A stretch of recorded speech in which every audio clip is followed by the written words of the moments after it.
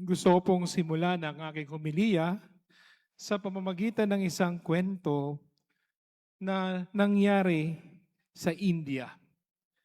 So alam naman po natin, ang bansang India, marami po mga naghihirap din po rito mga tao, mahihirap na lugar.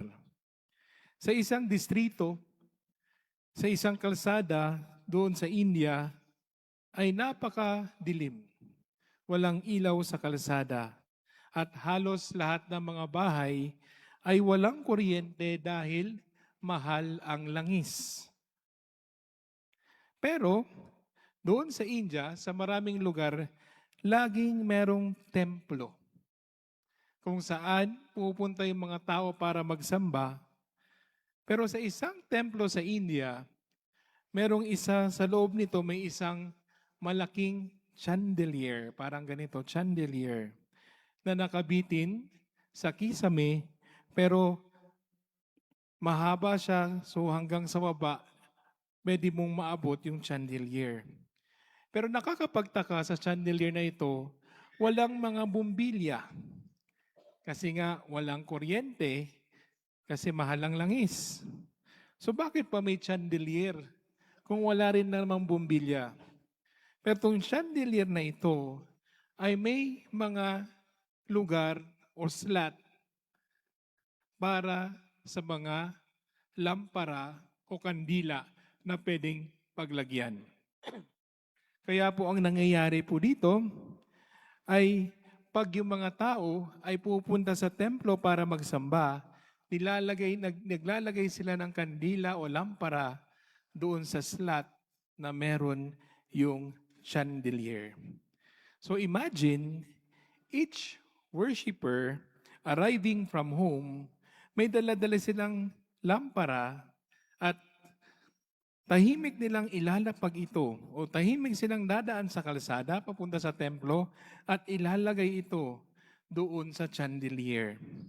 At kung makikita mo yung chandelier, minsan may hindi kumpleto. Ibig sabihin, makikita mo na may absent kasi kulang yung ilaw sa chandelier. At pag may absent, anong gagawin nila? Tatanungin nila, hahanapin nila kung sino ang wala. Kasi para sa kanila, bawat isa ay importante, bawat ilaw ng isa ay importante sa chandelier para magbigay ng liwanag sa buong templo. So napakaganda po itong kwentong ito na nagkakaroon ng liwanag sa isang lugar, sa templo sa India, pag pumupunta yung mga nagsasamba at ilalagay nila ang kanya-kanya nilang kandila na bit-bit nila mula sa kanilang bahay, mga kapatid kay Kristo, they are asked about their absence, offered carrying words, comfort, or gentle encouragement because their light is important for everyone's worship experience. In today's gospel, sa ating ebanghelyo sa araw na ito, tayo ay pinapaalalahanan ng ating Panginoong Hesus na tayo ang ilaw ng mundo. You are the light of the world. And I would like to emphasize on the word you. Y-O-U. This you word comes from the original Greek, which is plural, that means to emphasize or emphasizing that this special message has been lovingly handed down from Jesus' first apostles or followers to us today. Kaya sabi, you are the light of the world. Ikaw ang ilaw ng mundo. So, yung yun na yun, plural, para sa ating lahat. Hanggang ngayon, iyon ang mensahe ng Panginoon. Hindi lamang sa kanyang mga apostoles o disipulo. It is a beautiful call for all of us to shine brightly and share His love. Every one of our lights has a special role in brightening the world around us. When we shine brightly, we help make our world, just like the Indian temple, a much brighter and warmer place to be. Nung tayo po'y nabinyagan, tayo po ay sinabihan ng pare, receive the light of Christ. We are blessed with the light of Christ. Binigyan tayo ng kandila. Think of those special moments when a newly baptized child receives a candle and we hear with joy, this child has been enlightened by Christ and is to walk always as a child of the light. Kamusta po kaya ang ating pagiging ilaw? How well is our light shining? It is shining brightly for others to see? Or it is dim right now, or it is unseen under a bushel basket? Once, when sharing this message with young children, a priest placed a bushel basket over a lit candle and asked them what happened to the flame. They quickly responded that it had gone out. The priest then lifted the basket, and to everyone's surprise or delight, the candle was still burning.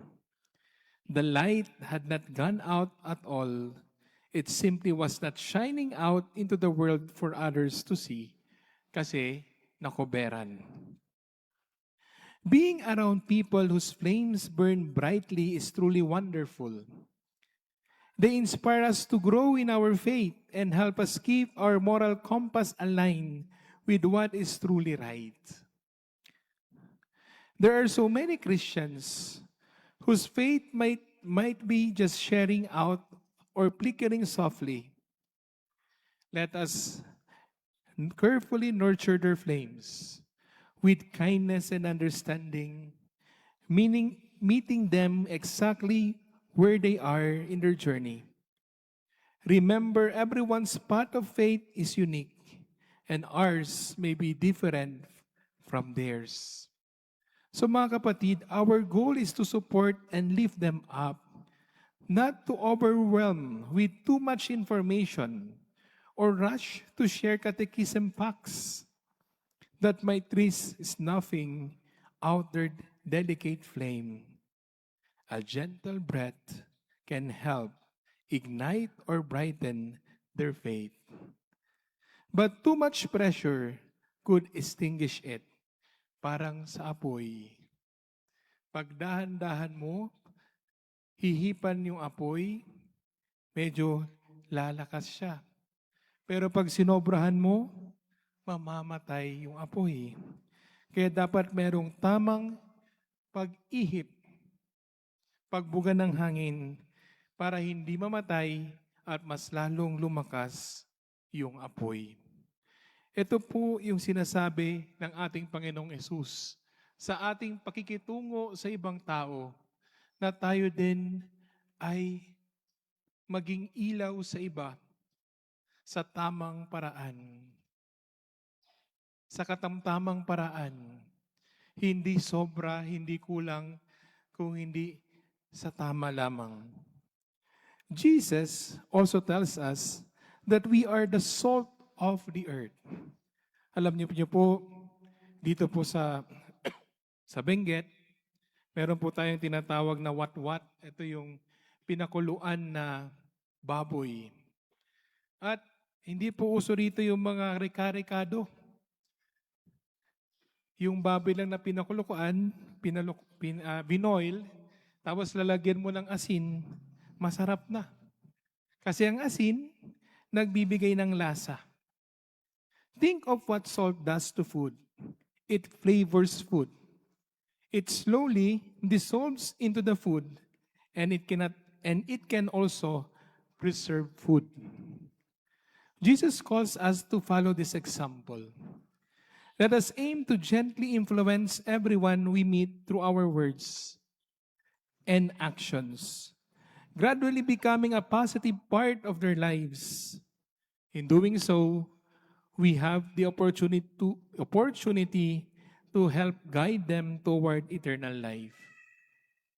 Today's first reading reminds us of the wonderful role we have to be light and salt in the world around us. Maging ilaw at asin ng mundo. Pag sinabi nating maging ilaw, maging gabay. Pag sinabi natin maging asin, mapagmahal. Dapat marunong tayo magmahal.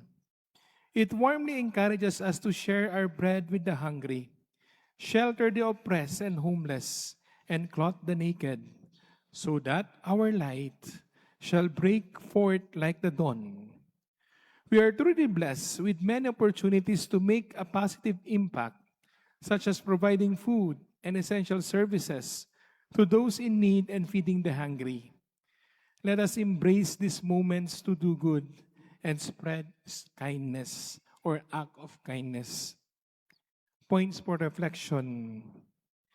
We are the salt of the earth. How are we flavoring the world? Paano ka magmahal? We are the light of the world. How brightly our lights shining. Paano ka magbigay ng gabay sa iyong kapwa? May God bless us all. Amen.